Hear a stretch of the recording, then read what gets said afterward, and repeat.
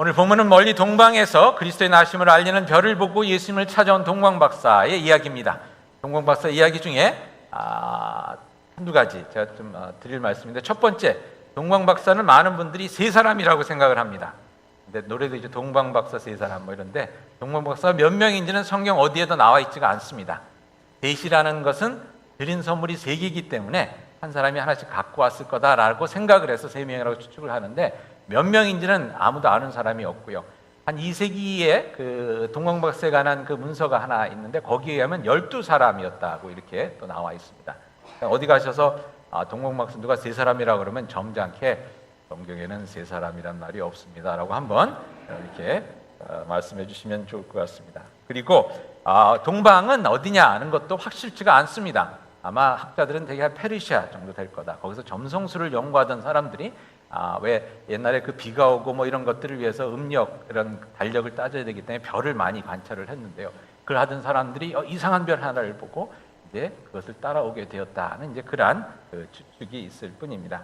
어쨌거나 이 본문은 그들이 별을 따라서 예루살렘에 온 것으로부터 시작합니다.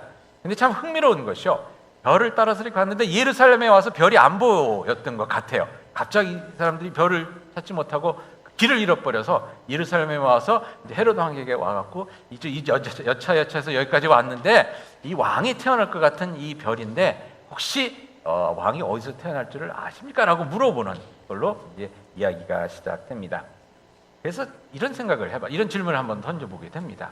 왜 광야에서 잘 보이던 별이 예루살렘에 와서 보이지 않았을까? 조금만 생각해 보면 또 그것도 이해가 될 만한 것이요, 여러분, 별이 도시에서는 잘 보이지 않죠. 시카고에서도 별이 잘 안 보입니다. 빌딩도 많고 그다음에 가로등들이 하도 휘황찬란하게 빛이 많아서 여러분 이 별이 잘 안 보이는 것이 도시입니다. 당시 예루살렘도 괜찮은 도시였습니다. 예루살렘을 다스리던 사람이 헤롯 왕이었는데, 성경에 보면 헤롯 왕이 좋지 않은 왕으로 성경에서 이렇게 나오지만 물론 좋지 않죠. 근데 이 사람이 잘한 일이 하나 있는데 건물을 잘 지었습니다. 건물을. 사실 성경에 나오는, 복음서에 나오는 이 성전도 이 헤롯 왕이 지은 그런 그 성전이었습니다. 솔로몬이 아주 하나님의 성전을 멋있게 짓지 않습니까? 멋있게 지었는데 이 멋있게 지은 이 성전이 바벨론에 의해서 완전히 돌 위에 돌 하나 남지 않도록 망해버리고 망가져 버리고, 그것을 다시 이 유대 사람들이 고레스 왕 때 잡혀갔던 포로들이 다시 예루살렘에 돌아와서 이 성전을 짓는데, 그 성전은 참 초라한 성전이었습니다. 그래서 에스라서에 보면, 에스라 느헤미야서에 보면 이것을 짓고 나서 기초를 세우고 나서 옛날 성전을 기억하던 사람들이 크게 통곡했다는 그런 이야기가 나옵니다. 성전을 이렇게 지으려고 보니까 옛날 성전에 비해서 너무 초라한 거예요. 솔로몬이 지었던 성전에 비해서. 사실 포로를 잡혀갔다 왔던 사람들이 와서 무슨 힘이 있겠습니까? 그래서 참 있는 힘을 다해서 지었지만 그 참 초라한 그런 성전이었습니다. 근데 그것을 허물고 새로 지은 그 성전이 이제 헤롯 왕이 그 성전을 세우게 됩니다. 그리고 여러 가지 빌딩들을 세워서 당시 예루살렘은 그래도 괜찮은 그런 도시였습니다. 그런 도시에서 예수 그리스도가 나신 것을 알리는 별이 보이지를 않았다는 것입니다. 여러분 생각해보면 어느 때나 저희가 살기가 괜찮으면 사실 하나님을 만나기가 쉽지가 않죠. 화려한 성전과 넉넉한 제물로 가득한 예루살렘은 바로 그 옆에 있는 베들레헴에서 메시아가 났음을 알리는 그 별을 알아보기에는 너무나도 부하고 바빴고 가진 것이 많았었던 것 같습니다. 어쩌면 그렇게 꽉 차 있는 것이 또한 저희들의 삶일 수가 있는데요, 그렇게 모든 것이 많고 풍요로울 때 우리는 또 주님을 만나지 못하게 되는 것을 보게 됩니다. 여러분, 저희 목회를 하면서 가끔 어떤 분들이 오시냐면요, 왕년에 굉장히 부자였던 분들이 가끔 오십니다. 그래서 저희 여기 15년 동안 한 두 분이 오셨었는데 그분들이 그런 말씀을 하시더라고요. 목사님, 돈에서 손냄새가, 돈에서가 아니라 손에서 돈 냄새가 나도록 이 돈을 세어보신 적이 있습니까? 그러시면서 그러더라고요. 제가 속으로 그때쯤 교회 나오시지. 근데 아무튼 이 손에 돈 냄새가 날 정도로 돈이 계신 분들이 그때 나오면 얼마나 좋겠습니까? 근데 이 돈 냄새가 다 가시고 아무것도 없었을 때 천부의 의지 없어서 손 들고 옵니다. 이제 이렇게 오게 되는데, 오늘 보니까요, 모든 것이 많을 때는 참 하나님을 찾지 않게 되는 것 같아요. 그래서 하나님께서 하나님을 찾으라고, 그 별이 보이라고 가지고 있던 모든 것을 다 내려놓게 하시는 것 같습니다. 여러분들 가운데 혹시 그런 분은 없으긴 했지만 숨겨둔 돈이 많으신 분 계세요?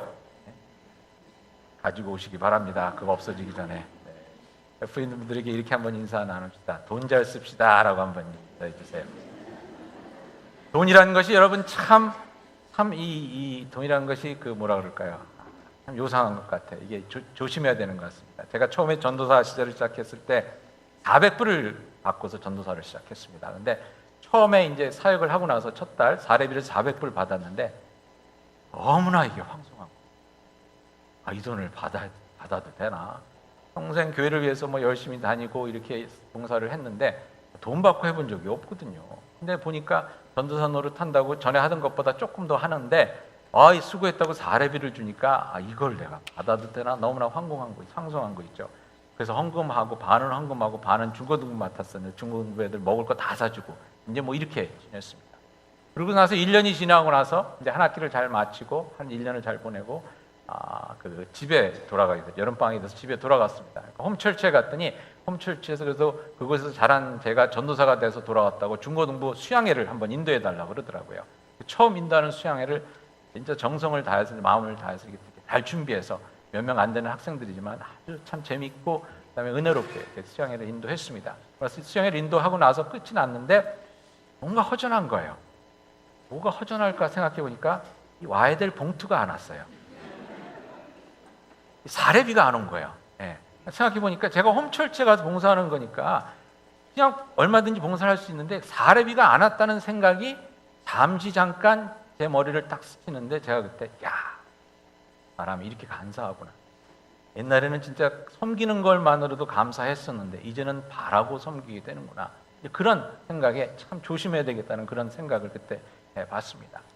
여러분 사실 그 목회 흔교회 하시는 목사님들도 보니까 처음에 시작하실 때는 얼마나 진짜 열심히 모든 것을 바쳐서 진짜 훌륭한 목회를 하신 분들이십니다. 근데 쌓이다 보니까 모든 것이 좀 넉넉하다 보니까 생각이 변하고 바뀌는 것을 미리 눈치채지 못하는 가운데 거기 끌려가다 보니까 어느 때는 돈으로 인한 물질로 인한 이런 덕스럽지 못한 스캔들이 생기고 이러는 것을 사실 보게 됩니다.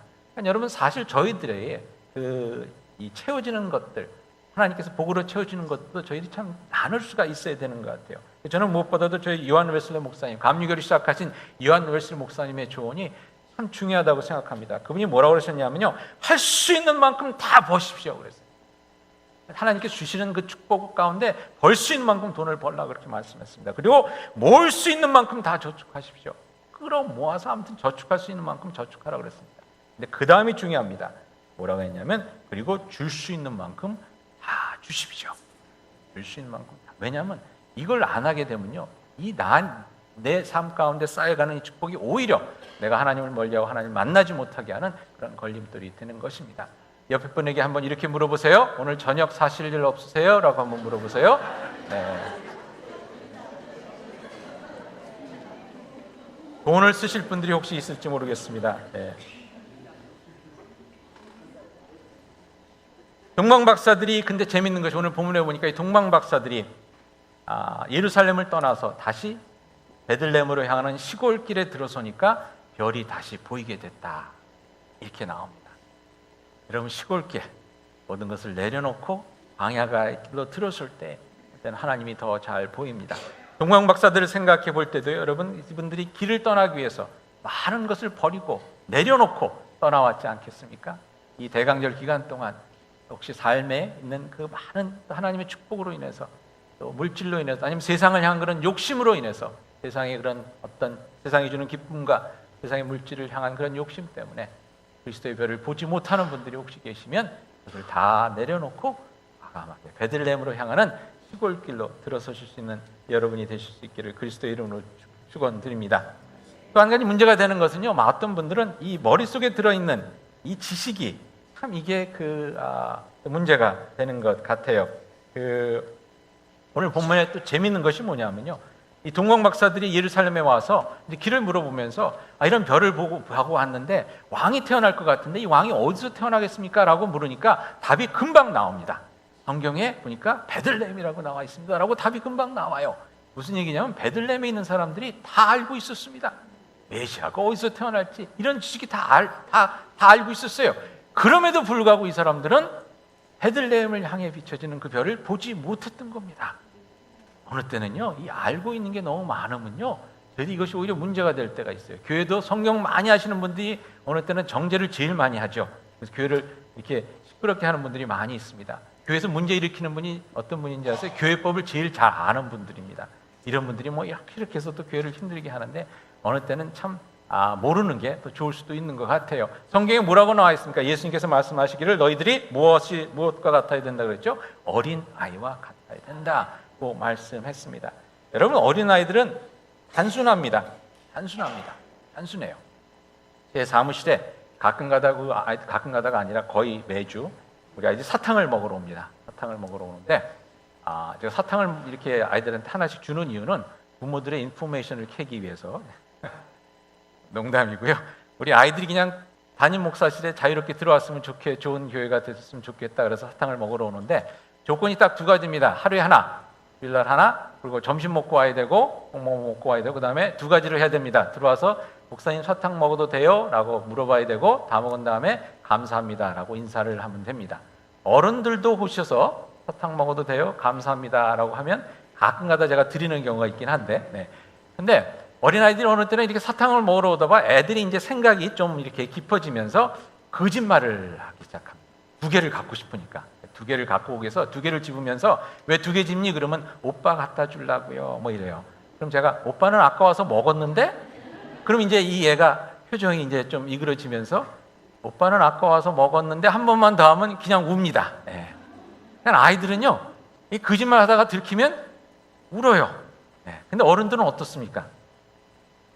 이게 복잡해집니다. 이유를 대기도 하고 어느 때는 목사한테 삿대질하면서 목사가 째째하게 사탕 2개 갖고 뭐 이런다고 하기도 하고 머리에 들은 게 많을수록 우리들이 회개해야 될 때 회개하지 못하고 기뻐해야 될 때 기뻐하지 못하고 예수 그리스도를 만나러 가야 될 때 하나님 앞에 진짜 두 손 들고 나와야 될 때 두 손 들고 나오지 못하는 것을 보게 됩니다. 제가 대학 목회를 하면서 학원 목회를 하면서 굉장히 재밌는 경험을 한번 했습니다. A라는 학교가 있고 B라는 학교가 있었는데 B라는 학교가 조금 더 공부 잘하는 애들이 가는 학교였습니다. 근데 이 두 학교에서 각각 팀을 하나씩 만들어서 사랑의 집짓기 운동을 해주러 미시간에 갔습니다. 미시간에 가서 열심히 일하고 진짜 막노동하는 거죠. 한 번은 갔더니 그 집 짓는 그런 터를 만들어야 된다고 거기는 나무들을 다 베갖고 그거를 이제 다 태우는 일을 그래서 하루 종일 그냥 눈 속에서 눈에 발이 젖어가면서 그냥 이만한 나무들을 그냥 하루 종일 운반하는 이런 일도 하고 그랬습니다. 근데 그런 일이 끝나고 나서 이제 저녁 때 기도회를 갔습니다. 기도회를 가지면서 오늘 하루 어떻게 보냈나 저희 이제 이밸류에이션하는 평가하는 그런 시간을 갔습니다. 근데 A라는 학교에서 온 학생들은 굉장히 단순해요. 단순해서 오늘 제가 이러기로 해서 좀 꾀를 냈습니다. 내일부터는 열심히 하겠습니다. 이렇게 얘기를 합니다.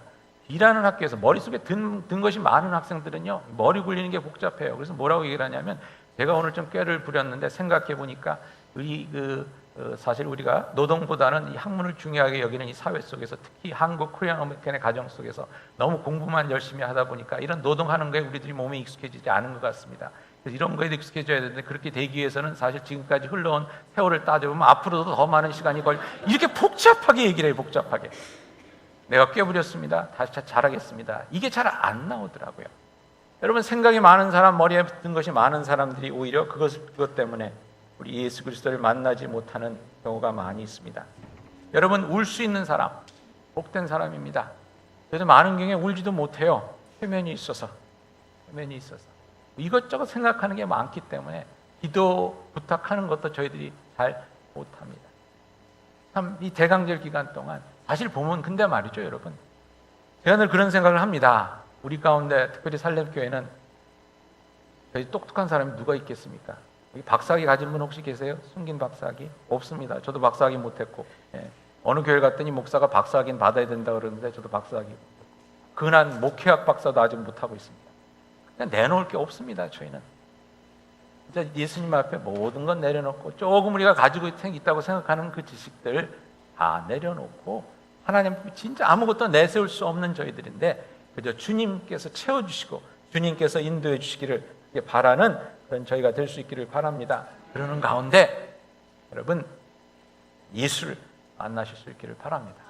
생명의 주인이 되시는 예수님만을 따라감으로 말미암아서 내 지식으로 100번 내가 죽었다 깨어나도 얻을 수 없는 하늘의 기쁨을 한번 누려보시지 않으시겠습니까? 내가 좀 잘났다고 생각하는 것 내려놓으시고요.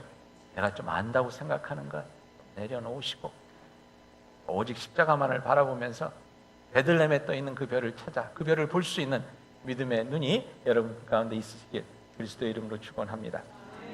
때로는 우리들의 풍요로운 종교성이 오히려 예수님을 따르는데 방해가 됩니다. 마태복음 19장에 보면 복음서에 보면 부자 청년이 예수님을 찾아오는 얘기가 나옵니다. 내가 어떻게 하여 영생을 얻을 수 있겠습니까? 그러니까 예수님께서 율법을 쭉 얘기하십니다. 뭐 간음하지 말라, 도둑질하지 말라, 거짓말하지 말라, 부모를 공경하라, 내 이웃을 내 몸과 같이 사랑하라 했더니 청년이 그걸 제가 다 했습니다. 아, 대단한 사람이에요. 훌륭한 사람입니다. 내세울 게 있는 사람입니다. 그런데 거기에 돈도 많았어요. 여러분 지금도 그렇지만 물질의 축복이라는 게 있지 않습니까? 하나님께서 사랑하는 하나님을 잘 섬기는 자들을 물질의 축복을 주십니다. 그렇기 때문에 이 청년도 11조도 잘했을 거고 요즘 말로 하면 주일 성수도 잘했을 거고 교회 봉사도 열심히 했을 사람입니다. 그래서 하나님께서 물질의 축복을 주셔서 재산이 많았습니다. 그런데 그것 때문에 주님을 따르지 못합니다. 그걸 다 나눠주고 나를 따르라 하니까 따르지를 못해요. 따르지를 못합니다.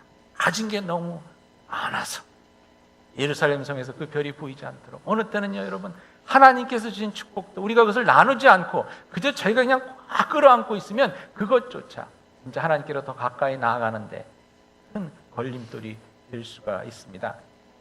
여러분 그 주님께서 주신 그 축복도 하나님의 은혜 가운데 좀 나누고 내려놓으시기를 바랍니다. 하나님의 율법을 받은 이스라엘도 어떻게 됐습니다? 어떻게 됐습니까? 시간이 지나면서 점점 그 행하는 종교 예식은 많아졌는데 하나님으로부터 더 멀어지지 않았습니까? 어느 때는 교회가 그렇게 되는 것 같아요.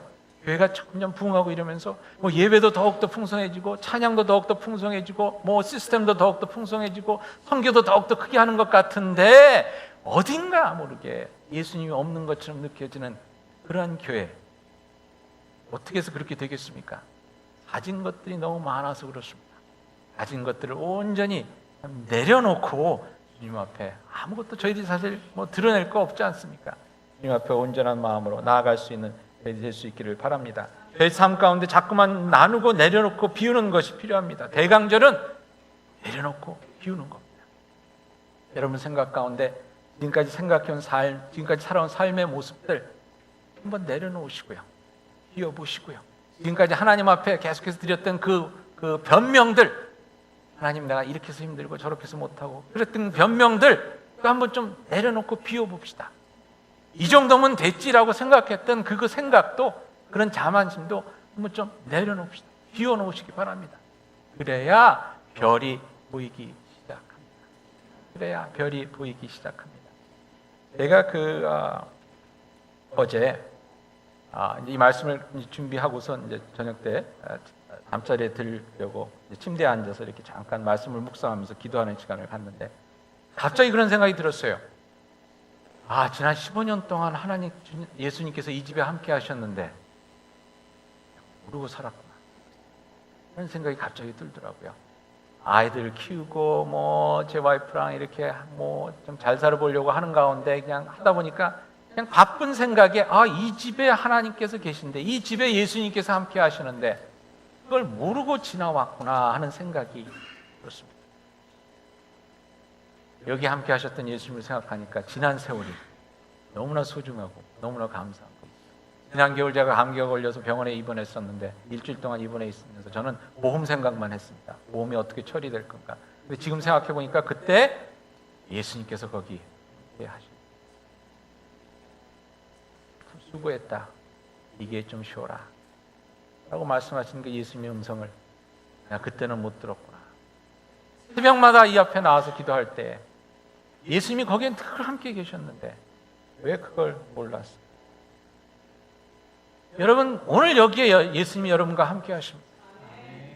여러분을 기다리셨고 여러분의 삶에 은혜와 은총으로 감싸주시기 위해서 여러분의 삶이 진짜 소중한 삶인 것을 다시 한번 여러분을 깨닫게 하시고 그 소중함을 간직하며 살 수 있도록 깨우치시기 여러분을 만나시기에 오늘 여러분이 여기 와 계십니다. 믿으세요? 여러분 옆에 계신 예수님을 믿으십니까? 오늘 본문에 보니까 이렇게 나와 있습니다. 동방 박사들이 예루살렘을 떠나서 다시 그 별을 보게 됩니다. 그때 2장 10절에 보니까 그들이 별을 보고 매우 크게 기뻐하고 기뻐했다. 크게 기뻐하고 기뻐했다. 여러분, 그 기쁨이 예수님과 동행하는 사람들에게 주어지는 것입니다. 근데 저희들이 어느 때는 그걸 잘 모르고 살죠. 오늘 저희 다시 한번 기도하는 가운데 예수님이 나와 함께 하신다는 걸 다시 한번 진짜 신나게 깨달을 수 있는 그런 시간이 될 수 있기를 바랍니다. 제가 대학교 때 한국에서 제주도를 갈 일이 있었습니다. 저희 어머니가 어머니랑 근데 제주도를 가게 됐어요. 그때 극동방송에 무슨 모임이 있어서 가는데 우리 어머님이 극동방송 뭐 이렇게 아는 사람이 있다고 해서 극동방송 분들이 가는데 같이 가서 제주도 여행을 하게 됐습니다. 비행기를 탔는데 하나님의 크신 은혜로 우리 어머니는 저쪽 끝에 앉고 저는 이쪽 끝에 앉게 됐습니다. 근데 제 옆에 하나님의 더 크신 은혜로 아리따운 젊은 여자가 앉았습니다. 내가 생각하기를 하나님께서 이제 은혜를 베푸시는구나.